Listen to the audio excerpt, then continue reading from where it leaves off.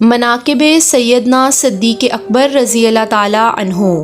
حضرت ابو ہریرہ رضی اللہ تعالیٰ عنہ نے بیان کیا کہ میں نے رسول کریم صلی اللہ علیہ وآلہ وسلم سے سنا، آپ صلی اللہ علیہ وآلہ وسلم نے فرمایا کہ جس نے اللہ کے راستے میں کسی چیز کا ایک جوڑا خرچ کیا، مثلاً 2 روپے، 2 کپڑے، 2 گھوڑے، اللہ تعالیٰ کے راستے میں دیے، تو اسے جنت کے دروازوں سے بلایا جائے گا کہ اے اللہ کے بندے ادھر آ، یہ دروازہ بہتر ہے۔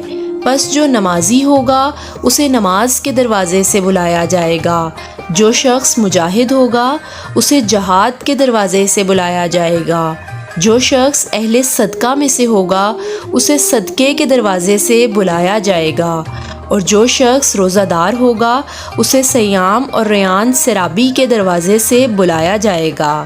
حضرت ابو بکر رضی اللہ تعالیٰ عنہ نے عرض کیا، جس شخص کو ان تمام ہی دروازوں سے بلایا جائے گا پھر تو اسے کسی قسم کا خوف باقی نہیں رہے گا۔ اور پوچھا گیا، کیا کوئی ایسا شخص بھی ہوگا جسے ان تمام دروازوں سے بلایا جائے گا یا رسول اللہ؟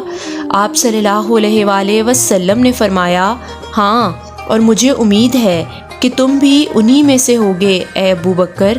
صحیح بخاری۔